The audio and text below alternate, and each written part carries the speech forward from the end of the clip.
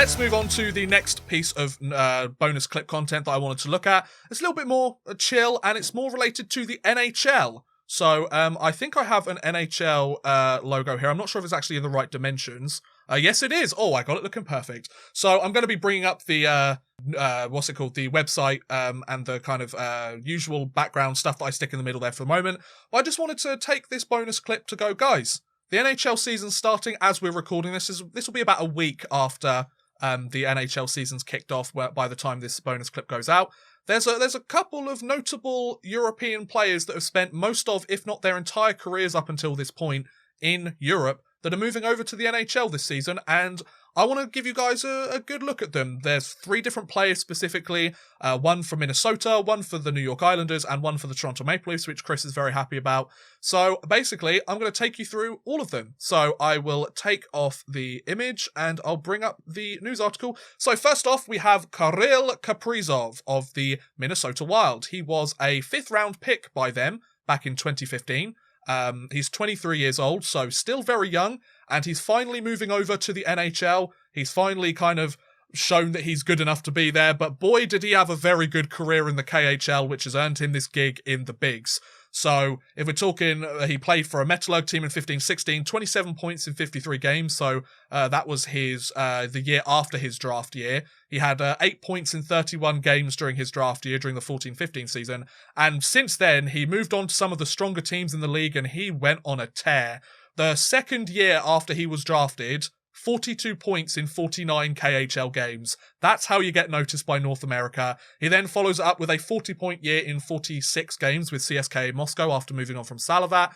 He's also very good in the playoffs that year as well, 10 points in 19 games. And then last year, or 2 years ago I should say, 51 points in 57 games, 30 goal scorer that year also, and then the 2019-20 season obviously was cancelled due to, or the playoffs was cancelled due to the virus, but 62 points in 57 games. So as a 22-year-old, 22/23-year-old, he's going over a point per game in the KHL and has pretty much gone at that pace, or a point every game pace, for the last couple of years in the KHL. And that has also earned him, in the 2018-19 season, he's been an all-star for the last 5 years. So he's been one of the best players in the league. Forward of the week, a Gagarin Cup champion with Moscow in 2019, their first Gagarin Cup championship. Most game-winning goals in the league, most goals in the league with 30. And then this most recent year, he gets most goals again. So he's the 2-time defending leading goal scorer in the KHL, obviously not getting the chance to do that again this year because he's joining the Minnesota Wild. So, Chris, what do you think about a guy like Kirill Kaprizov, or Kaprizov, however you want to call it, moving over to the National Hockey League? How do you think he's going to do with Minnesota? Yeah, he might do quite well. Olympic gold medal in his repertoire already as well. Yes. Good to mention that. But yeah, he has been really a really strong player for him. So he's got 230 points in 293 KHL games. Wow. It'll be it'll be interesting to see how he goes. See, he wasn't a high draft pick. He was drafted in round 5. Yeah. But it goes to show that the players at that time are still young and developing. Give the people a few years in a league like the KHL and over in Russia, and they can develop into solid point per game players that the NHL can now use. Absolutely, and I think there's always a bit of hesitancy, especially with Russian players when drafting them, unless they've specifically said that their dreams are to go to the NHL, and if they're obviously talented enough to be first round picks. We obviously see a lot of Russian players go every single year, so it's no surprise to see in the later rounds lots of Russian players. But a lot of these guys that might have really high ceilings, but they're not quite there yet, so it takes a lot of different things going right. Kaprizov is a prime example of that he gets taken in the 5th round because they're not entirely sure whether he's going to move over to North America. He might decide, if he's being really successful in the KHL, to stick around there and kind of be a superstar for them, which he was during his years there, especially most recent, the last couple of years. But he decides to move over to Minnesota, and I mean, it's half a decade after he was drafted, and he's getting the chance to slot in as an early 20-year-old and see if he can get the job done in the best league in the world. So he's a guy definitely to keep an eye on. I wouldn't be surprised if he was in the running for the Calder Trophy by the end of the year as Rookie of the Year. Obviously, he's a lot older than some of the other candidates that are available, but he's still within the NHL rules and regulations. So if he wins it, it's a legitimate win. It's the same when Panarin won it when he was a couple of years older than that. But let's move on to the second of these three players, and the second is Mikko Lehtonen for the Toronto Maple Leafs. Now, he's a solid defenseman, Mikko Lehtonen, and a lot of people across North America, across the pond, and before he signed with the Maple Leafs, might not have heard about him. Me keeping a good eye on the KHL because it's the best league on the other side of the pond, I have been keeping pretty good tabs on him over the last couple of years. He's a 26-year-old, so he's a lot older. He was an undrafted player in the NHL entry draft. He's a Finnish player playing with Jokerit, or he most recently played with Jokerit the last 2 years. But if you look at his career, he started off in the Finnish Liga and the Mestis League and all of that stuff. Didn't really kind of grow into his own until the 16-17 season, where he had 25 points in 43 games for Kuku of the Finnish Liga. He also had a 9-game stint in the SHL, but pretty much after that, he just kept getting better and better. He had a 29-point year with Tappara in 17-18, 24-point year in the Swedish Hockey League with HV71 in 18-19, and then last year, or the 2019-20 season, he just exploded on the score sheet. 49 points in 60 games in his first year in the KHL with Jokerit, back home, obviously in Finland, playing for Jokerit, and he got loaned there. The Toronto Maple Leafs loaned him out there to start the season with Jokerit once again, and he started late in the year for the KHL, and he still managed 17 points in 17 games. So not only was he almost a 50-point scorer in the KHL last year, he went a point per game during his short stint with the team of over a dozen and a half games pretty much, before returning to the Maple Leafs. Now, will he be utilised on the Maple Leafs roster as much as he potentially could be? Who knows? But he's a KHL All-Star last year. Yeah, it is last year. A Defenseman of the Week, Defenseman of the Month, 3 months. Basically 3 months running. November, December, January was Defenseman of the Month every single month. And he got the most assists, the most goals, and the most points by a defenseman. So he's basically the Norris winner of the KHL last season. And that's why he got signed by the Toronto Maple Leafs. He's slap bang in the prime of his career, and Chris, I think if he manages to play as well as he can do, you might have yourself a decent defenseman there. What do you think? Yeah, I think there's certainly kind of a place for him. You look at the Toronto roster, and internally on the defensive side, there's Morgan Riley, Jake Muzzin, TJ Brody. So there's players there, but I think definitely kind of a bottom six role could be utilised for him, because there's quite a few youngsters in that defensive core as well in the Maple Leafs. But again, he's another one who, he's got a World Championship gold medal. Let's not forget that. He's, as you said, he's really come into his own in the last kind of couple of years or so, and I think that's what's really put him on the radar here for the Maple Leafs, and they can obviously see a use for him. And I think being able to have somebody who can put points on the board, as we've seen, and has the caliber of a World Championship gold medal in there as well, yet is essentially on an entry-level deal and is taking less than $1 million and helps with the salary and everything else as well.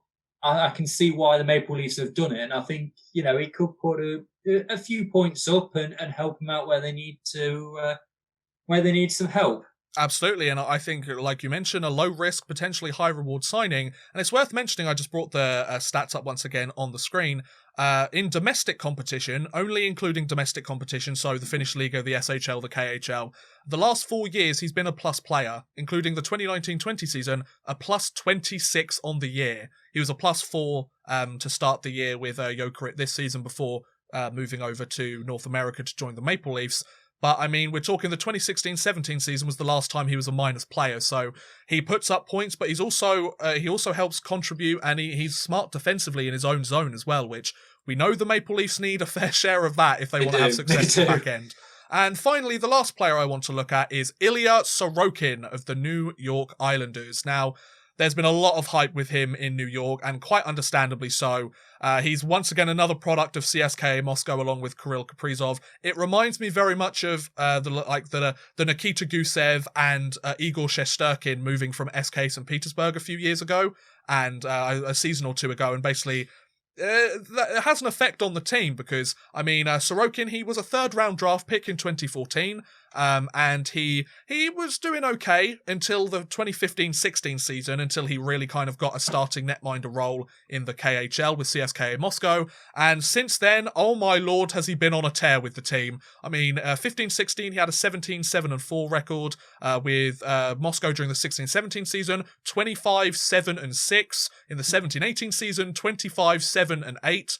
No, that's not right. 25-8-4, sorry. Then the 2018-19 season, 28-6-4. Then the most recent 2019-20 season, 26-10-3. And every single one of those years, he's had a save percentage either almost or well over .930, which is absolutely stunning.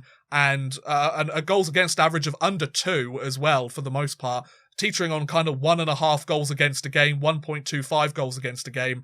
If he can manage to translate that to the across the pond to the New York Islanders, I obviously mentioned the aforementioned Igor Sturkey now with the New York Rangers, we could be seeing a goaltending showdown between Shesterkin and Sorokin for the goaltender of New York for the next 10 years. How exciting would that be, Chris? Yeah, I mean, didn't have the greatest of junior championships. Yeah.